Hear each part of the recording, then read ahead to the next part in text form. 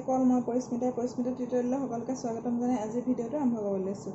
আজি আমি তোমালোকৰ পাঠ জোখ-মাখ এই পাঠটোৰ দূৰত্ব বা দৈৰ্ঘ্য এই পাঠটোৰ এইটো প্ৰথম পাঠ আলোচনা কৰিব লৈছোঁ।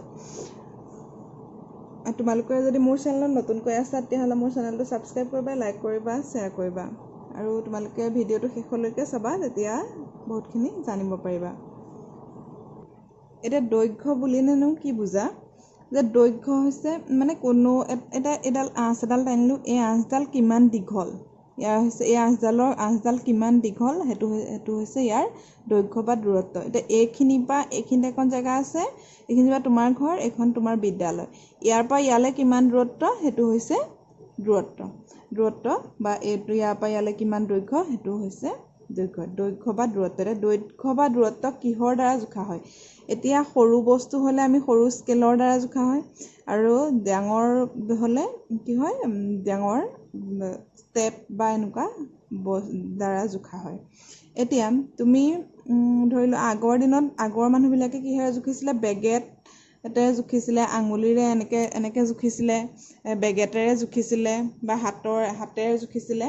তেনেকৈ পেলাই আগতে যেতিয়া জোখবিলাক ওলোৱা নাছিলে, প্ৰামাণিক জোখবিলাক, এইবিলাক হৈছে এতিয়া প্ৰামাণিক জোখবিলাক ওলালে, স্কেল ওলালে, তেতিয়াৰ পৰা কি হৈছে প্ৰামাণিক জোখবিলাক ওলালত কি হৈছে যে জুখিব পৰা সুবিধা হ'ল। এতিয়া এডাল স্কেল, এই স্কেলডালত মই এডাল আঁচ দিছোঁ, এই আঁচডাল জুখিব লাগে। এতিয়া জুখিব লাগে এই মূৰটোৰ পৰা এই মূৰটোলৈ কিমান হয়।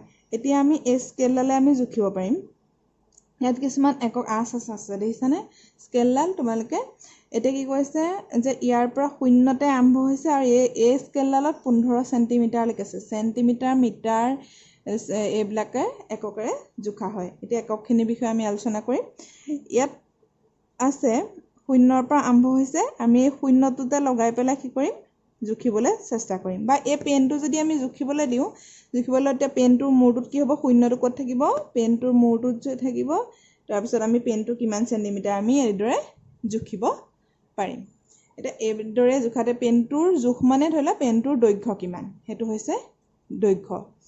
এতিয়া এই দৈৰ্ঘ্যনো কিহৰ দ্বাৰা জোখা হয়? যে স্কেল, টেপ এইবিলাকৰ দ্বাৰা জোখা হয়। বহুত দীঘল যে কাপোৰবিলাক, যে কাপোৰ চিলোৱা কেতিয়াবা দৰ্জীয়ে দেখিছানে যে টেপ এটাই এনেকৈ জোখে দীঘলকৈ। এতিয়া মোৰ হাতত টেপটো নাই দেখুৱাবলৈ, তোমালোকে চাবাচোন, লক্ষ্য কৰিবা। বা কেতিয়াবা ঘৰ বনাওঁতে জোখে, মিস্ত্ৰীয়ে ব্যৱহাৰ কৰে সেই টেপটো, দীঘল টেপটো ব্যৱহাৰ কৰি পেলাই তাৰ দৈৰ্ঘ্যটো জোখে, যে কিমান চেণ্টিমিটাৰ দিব, কিমান মিটাৰ দিব, তেনেকৈ জোখে। এতিয়া আমি ইয়াক কি এককৰ দ্বাৰা জোখা হয় সেইটো চাওঁ আহা। এতিয়া চোৱা, এইখিনি হৈছে একক, এইখিনি মিলিমিটাৰ, চেণ্টিমিটাৰ, ডেচিমিটাৰ, মিটাৰ, ডেকামিটাৰ, হেক্টমিটাৰ, কিলোমিটাৰ। মই ইয়াৰ কাষত এটা চিত্ৰ দিছোঁ, যিটো তলফালৰ পৰা ওপৰলৈ সৰু হৈ গৈছে আৰু ওপৰ ফালৰ পৰা তললৈ ডাঙৰ হৈ গৈছে ক্ৰমান্বয়ে। তাৰমানে এই এককটো এইটোতকৈ ডাঙৰ, এইটোতকৈ এইটো ডাঙৰ, এইটোতকৈ এইটো ডাঙৰ, কেইগুণ ডাঙৰ? 10 গুণ 10 গুণ ডাঙৰ।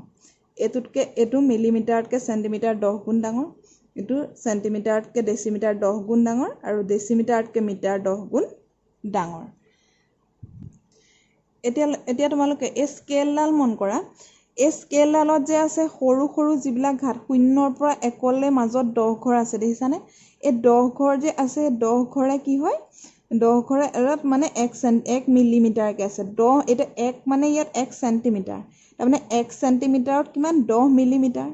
1 চেণ্টিমিটাৰত 10 মিলিমিটাৰ। 10 ঘৰ আছে মাজত, মিলিমিটাৰৰ ঘৰ কেইটা আছে? 10 ঘৰ হোৱাৰ পাছতহে চেণ্টিমিটাৰ হৈছে।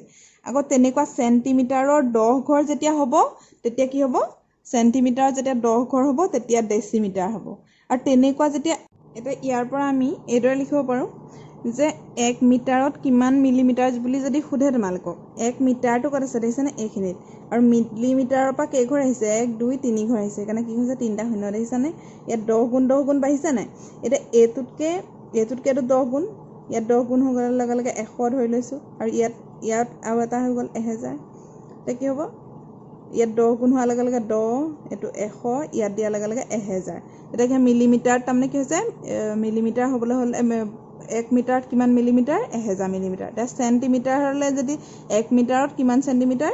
এতিয়া এইটোত যদি ইয়াত 10, এই ডেচিমিটাৰলৈ 10 গুণ বাঢ়িছে আৰু মিটাৰলৈ কি হ'ব 100 তাৰমানে কি হৈছে 10 গুণ যিহেতু বাঢ়ি আহিছে তেতিয়া কি হ'ব এতিয়া আমি অংক কৰোঁতে তোমালোকে বুজিব পাৰিবা যে এইটো জানি লোৱা যে 1 মিটাৰত কিমান 1000 মিলিমিটাৰ আৰু 1 মিটাৰত 100 চেণ্টিমিটাৰ লিখিলে এইটো এতিয়া তোমালোকক যেনিবা সৰু বস্তু এটা জুখিবলৈ দিছে তেতিয়াহ'লে তোমালোকে কি কৰিবা চেণ্টিমিটাৰ বা মিলিমিটাৰত এককবিলাক জুখিব পাৰিবা কিন্তু যেতিয়া ডাঙৰ বস্তু তোমাৰ ৰুম এটা জুখিবলৈ ক'লে দিশ প্ৰস্থ তেতিয়া ৰুমটোত জুখিবলৈ হ'লে তুমি কি হ'ব লাগিব তেতিয়া ডাঙৰ একক ল'বলৈ মিটাৰত জুখিব লাগিব চেণ্টিমিটাৰত জুখিলে বহুত বেছি হৈ যাব এটা ধৰি লোৱা তোমালোকক জানিবা দিলে যে এখন দলঙৰ দিশ জুখিব লাগে তেতিয়া তোমালোকে কিহত জুখিবা দলংখনৰ দিশটোতো মিলিমিটাৰ বা চেণ্টিমিটাৰতে মিটাৰতে থাকে কি হ'ব বহুত ডাঙৰ একত থাকে কিলোমিটাৰ কাৰণ 1 কিলোমিটাৰ হ'ব পাৰে 2 কিলোমিটাৰ হ'ব পাৰে দলংখন সেইকাৰণে কি হ'ব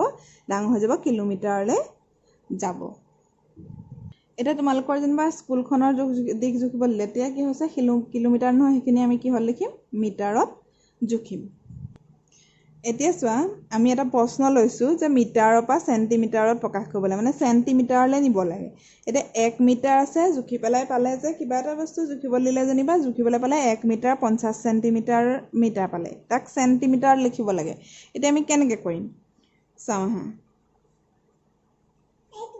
এতিয়া আমি যিহেতু পাইছিলোঁ 1 মিটাৰ সমান কিমান আছিলে 100 চেণ্টিমিটাৰ আছিলে এতিয়া তাৰ লগত কি আছে 1 মিটাৰহে দিছে 1 মিটাৰ 50 চেণ্টিমিটাৰ আছে এতেকে 1 মিটাৰ মই শ্বৰ্ট ফৰ্মত লিখিছোঁ তোমালোকেও শ্বৰ্ট ফৰ্মত লিখিব পাৰিবা 1 মিটাৰ 50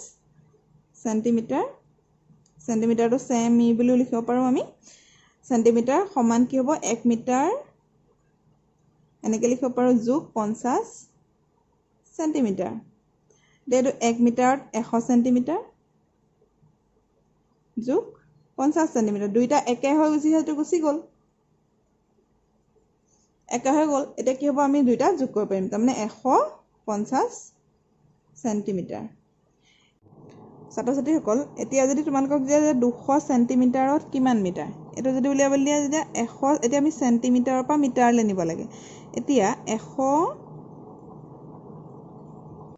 এতিয়া যদি এইটোত লওঁ যে 200 চেণ্টিমিটাৰত কিমান মিটাৰ উলিয়াব লাগে এতিয়া 100 চেণ্টিমিটাৰত যিহেতু 1 মিটাৰ আমি পাইছিলোঁ তেতিয়া 200 চেণ্টিমিটাৰত কি কৰিব লাগিব 1 মিটাৰৰটোৱে হৰণ কৰিব লাগিব 1 মিটাৰটোৱে হৰণ কৰি দিলে কিমান 1 মিটাৰত 100 চেণ্টিমিটাৰ আছিলে সেইকাৰণে কি হ'ব 200ক যদি আমি হৰণ কৰি দিওঁ 2 মিটাৰ হ'ব এইটো যদি তোমালোকক বেলেগো দিয়ে 500 দিয়ে 1000 দিয়ে তেতিয়া আমি তোমালোকে হৰণ কৰি পেলাই উলিয়াব পাৰিবা এতিয়া চোৱা এই খালী ঠাইকেইটা যে 1 কিলোমিটাৰত কিমান মিটাৰ 1 কিলোমিটাৰত আমি কি পাইছিলোঁ 1000 মিটাৰ কাৰণ 10 গুণকৈ বাঢ়ি গৈছিলে মই এতিয়া দেখুৱাইছিলোঁ এতিয়া 1 কিলোমিটাৰত কিমান চেণ্টিমিটাৰ সুধিছে এতিয়া চাওঁচোন এতিয়া ইয়াত চোৱা যে 1 কিলোমিটাৰ হ'বলৈ এই চেণ্টিমিটাৰৰ পৰা কেইঘৰ আহিছে 1 ঘৰ 2 ঘৰ 3 ঘৰ 1 ঘৰ 2 ঘৰ 3 ঘৰ 4 ঘৰ 5 ঘৰ আহি পেলাই ক'ত পাইছেহি কিলোমিটাৰ পাইছেহি কিলোমিটাৰ পাবলৈ হ'লে কিমান 5 ঘৰ আহিছে এতিয়া কিমান 10 গুণকৈ বাঢ়ি আহিছে এতিয়া কি হ'ব 1ৰ পাছত তাৰমানে কেইটা শূন্য হ'ব মিটাৰ পাওঁতে এটা দুটা শূন্য হৈছিলে দেখিছেনে চেণ্টিমিটাৰ এটা দুটা শূন্য হৈছিলে তেতিয়া মিটাৰ পাইছিলেহি তাৰমানে 10 গুণ 100 গুণ বাঢ়িছিলে এতিয়া কিলোমিটাৰ হ'বলৈ 10 গুণকৈ বাঢ়ি যাব তেতিয়া কি হ'ব কেইঘৰ বাঢ়িব 10 গুণকৈ 10 5টা যেতিয়া পূৰণ হ'ব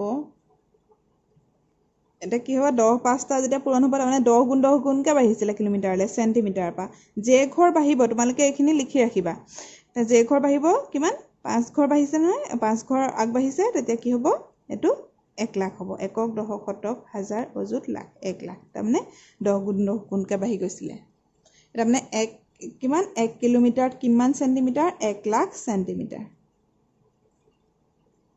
এতিয়া ইয়াত লিখিছোঁ দেখিছানে যে 1 কিলোমিটাৰত কিমান 1 লাখ চেণ্টিমিটাৰ এতিয়া 1 মিটাৰত কিমান 100 চেণ্টিমিটাৰ 1 মিটাৰত কিমান কিলোমিটাৰ এতিয়া 1000 মিটাৰ 1 কিলোমিটাৰ এতিয়া কিলোমিটাৰলৈ নিবলৈ কৈছে নহয় সেইকাৰণে কি হ'ব 1 মিটাৰহে আছে এতিয়া একক কিমান ভাগ কৰিছে 1000ৰে হৰণ কৰিব লাগিব তাৰপিছত 1 চেণ্টিমিটাৰ এতিয়া যিহেতু ইয়াৰ আগৰ অংকটো কৰিছোঁৱে 1 চেণ্টিমিটাৰ সমান কিমান 100 মিটাৰলৈ নিলে কি হ'ব 1ৰে হৰণ কৰিব লাগিব ছাত্ৰ ছাত্ৰীসকল তোমালোকক যদি যোগ কৰিবলৈ দিয়ে এইদৰে যে 5 মিটাৰ 20 চেণ্টিমিটাৰ আৰু 2 মিটাৰ 20 চেণ্টিমিটাৰ এটা যদি যোগ কৰিব দিয়ে তেতিয়া কি হ'ব এক এককৰ তলত এক একক পাতিবা 5 metre 20 centimetre 2 metre 20 centimetre centimetre তলত চেণ্টিমিটাৰ মিটাৰৰ তলত মিটাৰ বা বেলেগ একক থাকিলেও একেদৰে পাতিব পাৰিবা আৰু আগৰ দৰে যোগ কৰিব পাৰিবা ইয়াত 0 2 2 4 মিটাৰ হ'ব ইয়াত চেণ্টিমিটাৰ লিখিবা তাৰপাছত 2 7 মিটাৰ 40 চেণ্টিমিটাৰ এইদৰে কৰিব পাৰিবা